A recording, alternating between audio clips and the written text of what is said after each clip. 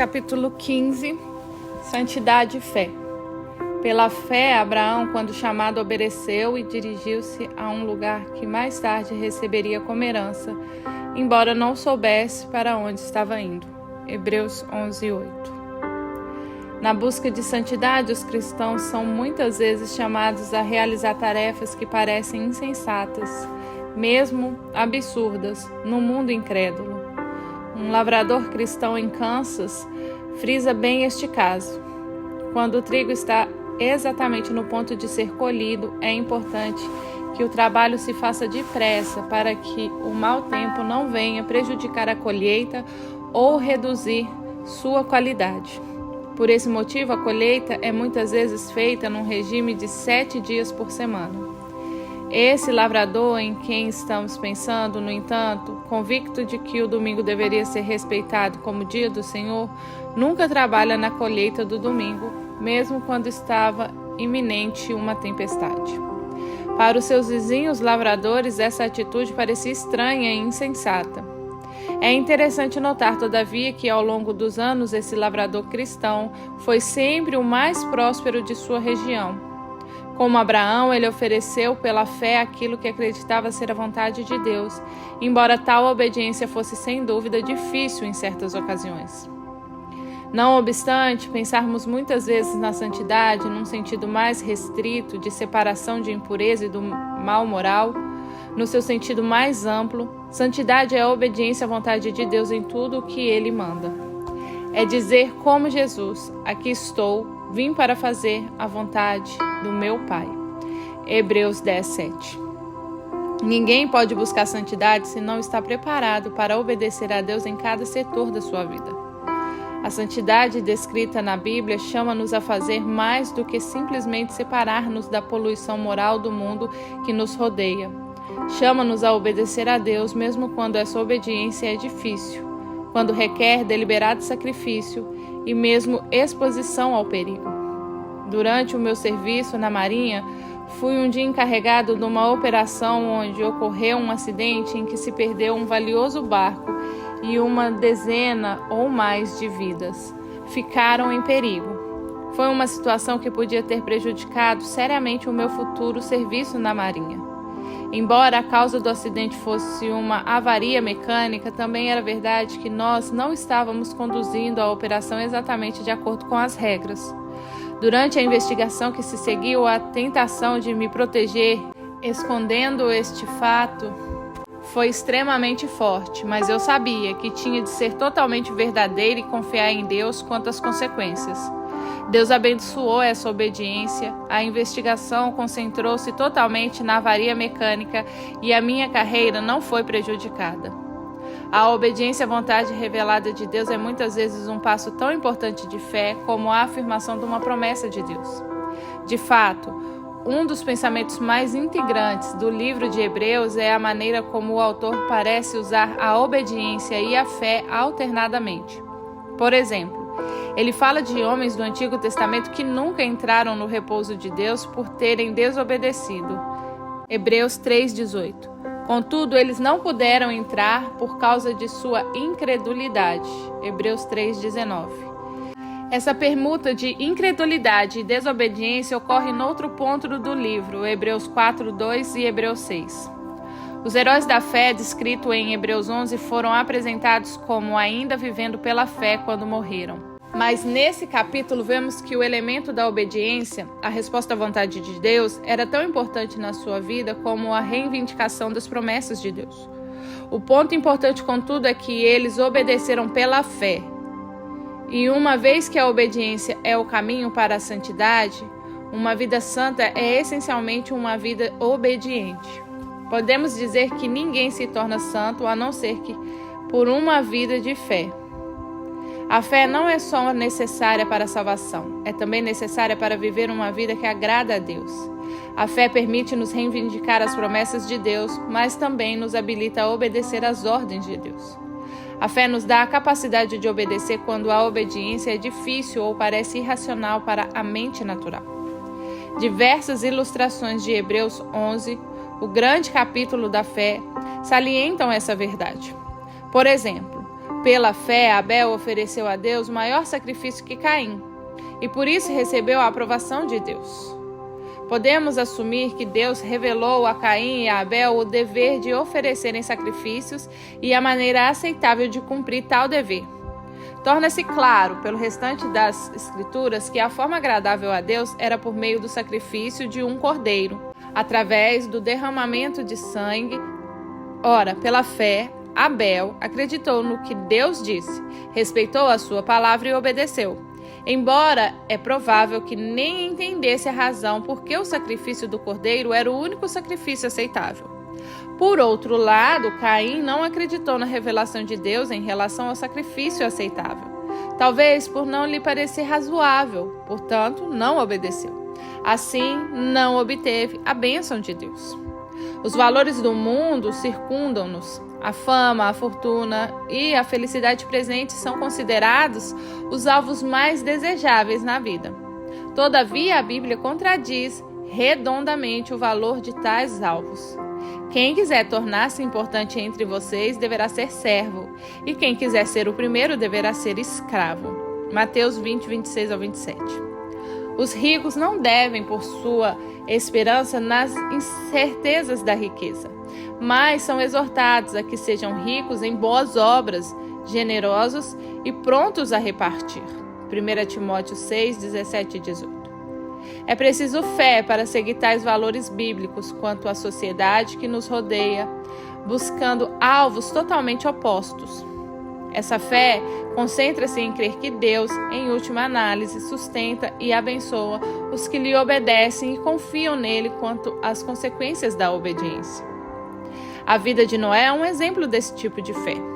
Pela fé, Noé, quando avisado a respeito de uma coisa que não se via, movido por santo temor, construiu uma arca para salvar sua família. Por meio da fé, ele condenou o mundo e tornou-se herdeiro da justiça, que é segundo a fé. Hebreus 11:7. A revelação de Deus a Noé em relação ao juízo eminente sobre o mundo era, acima de tudo, um aviso. Pela fé, Noé acreditou nesse aviso. Ele teve a convicção das coisas que ainda não se viam, baseado unicamente na palavra de Deus revelada. Noé teve também a confiança de que o caminho da salvação desse juízo eminente era pelo meio apontado por Deus, a arca. Ele respondeu a essa promessa e desse modo salvou a si mesmo e a toda a sua família. A construção da arca por Noé bem pode ser considerado um dos maiores exemplos que o mundo jamais presenciou de perseverança num dever difícil de obediência. Durante 140 anos ele trabalhou porque deu atenção ao aviso do Senhor e acreditou na promessa de Deus. A vida de Abraão ilustra também o elemento de obediência na fé. A chamada de Abraão constitui em duas partes, uma ordem e uma promessa. A ordem era deixar a casa de seu pai e seguir para uma terra que o Senhor lhe mostraria. A promessa era que Deus faria dele uma grande nação e que através dele abençoaria todas as famílias da terra. Abraão acreditou na ordem e na promessa vinda de Deus, portanto obedeceu à ordem e esperou o cumprimento da promessa. A Bíblia diz que a respeito dele, pela fé, Abraão obedeceu. Hebreus 11:8. A Bíblia relata a história de fé e obediência de Abraão de uma maneira tão natural que facilmente nós podemos passar despercebidos as dificuldades de sua obediência e a fé que ela exige. Joe Brown compara o caso de Abraão a uma pessoa antes da descoberta da América que deixou as costas da Europa e se entrega com a sua família à mercê das ondas, em consequência de uma ordem de Deus, a de uma promessa de que deveria seguir para um país onde se tornasse o fundador de uma grande nação e fonte de bênçãos para muitas nações. O caminho da obediência na busca da santidade é muitas vezes contrário à razão humana. Se não tivermos a convicção da necessidade de obedecer à vontade de Deus revelada, bem como confiança nas promessas de Deus, nunca persistiremos nesta busca difícil. Temos de estar convictos de que é da vontade de Deus que busquemos santidade independentemente de quão árdua e penosa possa ser a busca. E precisamos estar confiantes que a busca de santidade resulta na aprovação e bênção de Deus, mesmo quando as circunstâncias dão a impressão do contrário. Muitas vezes, na nossa vida, um ato específico de obediência exigirá convicção e confiança. Os mandamentos de Deus a Israel para guardarem o ano sabático era um desses casos. Deus ordenou que de 7 em 7 anos a terra tivesse um ano de descanso para o Senhor, durante o qual se não fizesse qualquer sementeira ou poda. Levíticos 25, 3 e 4. Juntamente com essa ordem, o Senhor prometeu que abençoaria as colheitas do 6º ano, de modo que tivessem o suficiente para comer até receber a colheita do 8º ano. Levítico 25, do 20 ao 26. Só na medida em que os israelitas tivessem confiança na promessa de Deus é que ousariam obedecer à sua ordem. Infelizmente, o relato do Antigo Testamento parece indicar que eles nem tinham confiança na promessa de Deus, nem a convicção de que a sua vontade revelada sobre tal assunto era importante para a sua prosperidade nacional e espiritual. Uma aplicação do Novo Testamento deste mesmo princípio espiritual encontra-se nas palavras de Jesus. Busquem, pois, em primeiro lugar o reino de Deus e a sua justiça, e todas essas coisas lhes serão acrescentadas. Mateus 6,33. A ordem é buscar primeiro o reino de Deus. A promessa é que, fazendo isso, Deus satisfará as nossas necessidades temporais. Como somos muito tímidos em relação à promessa de Deus, achamos difícil obedecer à sua ordem. Como resultado, damos muitas vezes às questões desta vida prioridade máxima nas nossas decisões básicas. Jeroboão, o primeiro rei do reino do norte de Israel, ilustra também como a falta de fé leva à desobediência. Deus prometeu: se você fizer tudo o que eu lhe ordenar e andar nos meus caminhos e fizer o que eu aprovo, obedecendo aos meus decretos e aos meus mandamentos, como fez o meu servo Davi, estarei com você. Edificarei para você uma dinastia tão permanente quanto a que edifiquei para Davi, e darei a Israel a você. 1 Reis 11, 38. Será que Jeroboão creu em Deus e lhe obedeceu? Lemos que tal não aconteceu. Jeroboão pensou: o reino agora provavelmente voltará para a dinastia de Davi. Se esse povo subir a Jerusalém para oferecer sacrifício no templo do Senhor, novamente decidirão sua lealdade ao Senhor deles, Roboão, rei de Judá. Eles vão me matar e vão voltar para o rei Roboão. Depois de aconselhar-se, o rei fez 2 bezerros de ouro e disse ao povo: vocês já subiram muito a Jerusalém. Aqui estão os seus deuses, ó Israel, que tiraram vocês do Egito. 1 Reis 12, 26 ao 28. Podemos muito bem pensar que Jeroboão nem sequer ouviu a ordem e promessa de Deus. Tão flagrante foi o desrespeito que revelou por elas.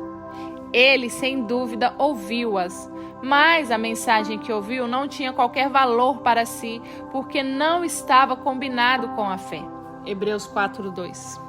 Antes, porém, de condenarmos Jeroboão, consideremos o que se passa na nossa própria vida. Quantas vezes nós deixamos de obedecer à vontade de Deus claramente revelada por não exercer a nossa fé? Porque não cremos que a humildade seja o caminho de Deus para a exaltação. 1 Pedro 5:6. Lutamos para conseguir um lugar de posição e poder nas nossas relações uns com os outros. Porque não cremos que Deus toma nota e vingará um dia todo o mal que nos fizeram. Romanos 12:19. Estudamos na nossa mente a maneira de podermos nos vingar de alguém que pensamos ter nos prejudicado. Por não estarmos convencidos do engano do pecado, Hebreus 3:13, divertimos-nos com ele, pensando que, desse modo, encontraremos satisfação. Por não termos uma convicção firme de que sem santificação ninguém verá o Senhor, Hebreus 12:14, não buscamos seriamente a santidade como uma prioridade na nossa vida. A fé e a santidade estão intimamente ligadas. A obediência às ordens de Deus envolve geralmente a fé nas promessas de Deus. Uma definição de fé pode ser obedecer à vontade revelada de Deus e confiar nele quanto aos resultados. Sem fé é impossível agradar a Deus. Hebreus 11:6. Se quisermos realmente buscar santidade, precisamos ter fé suficiente para obedecer à vontade de Deus revelada nas Escrituras e fé para acreditar que as promessas de Deus serão nossas então.